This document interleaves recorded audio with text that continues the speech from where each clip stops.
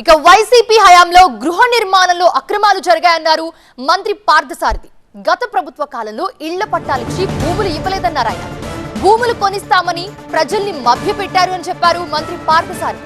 పేదలకు అర్బన్ లో 2 సెంట్లు, రూరల్లో 3 సెంట్లు ఇళ్ల స్థలాలు ఇచ్చేందుకు కూటమి ప్రభుత్వం ప్రయత్నిస్తుంది. అయితే పట్టణ ప్రాంతాల్లో ఇళ్ల నిర్మాణానికి 2.89 లక్షల సాయం చేశారన్నారు పార్థసారథి. ఇక గ్రామీణ ప్రాంతాల్లో ఇళ్ల నిర్మాణానికి 2.39 లక్షల సాయం అందిందని చెప్పారు ఆయన. యూడిఏ పరిధిలో 1,50,000 కేంద్ర ప్రభుత్వం, ₹1,00,000 రాష్ట్ర ప్రభుత్వం, 27,000 ఎంజీఎన్ఆర్ఈజెస్, 12,000 ఎస్బిఎం.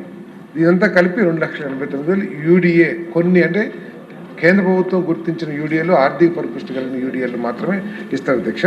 అదేవిధంగా గ్రామీణ యూనిట్కి వస్తే అధ్యక్ష 72,000 కేంద్ర ప్రభుత్వం, 48,000 రాష్ట్ర ప్రభుత్వం, 80,000 రూపాయలని డ్వాక్రా సంఘ సభ్యులు కేవలం 3% వడ్డీకి మాత్రమే ఇప్పించి మొత్తం ఎన్ఆర్జీఎస్ 27,000, ఎస్బిఎం 12,000 చేసి 2,39,000 జన్మన్ భూమికి, జన్మన్ యూనిట్ కాస్ట్కి సమానంగా ఇవ్వబోతున్నారు అధ్యక్ష.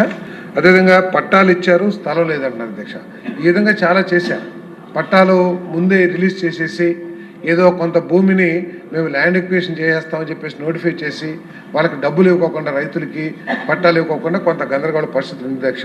వాళ్ళకి ఎవరికైతే స్థలం ఇవ్వలేదో మన ప్రీతం ముఖ్యమంత్రి చంద్రబాబు నాయుడు గారు మన కూటమి ప్రభుత్వం పాలసీ ప్రకారం అర్బన్లో 2 సెంట్లు, మరి రూరల్లో 3 సెంట్లు ఏది పథకం ఉందో ఆ పథకంలో ఇస్తామని చెప్పేసి నేను తెలియజేస్తున్నాను అధ్యక్ష.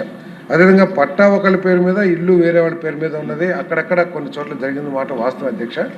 ఒకవేళ ఇద్దరు లబ్ధిదారులను కూడా కూర్చోబెట్టి సమన్వయం చేసి మార్పిస్తానికి ట్రై చేస్తాము. మరి అది ఏ విధంగా జరిగిందో, ఒకవేళ అధికారుల నిర్లక్ష్యం ఏదైనా ఉంటే దాని మీద తప్పకుండా చర్యలు తీసుకుంటామని చెప్పేసి కూడా నేను మనవి చేస్తాను అధ్యక్ష.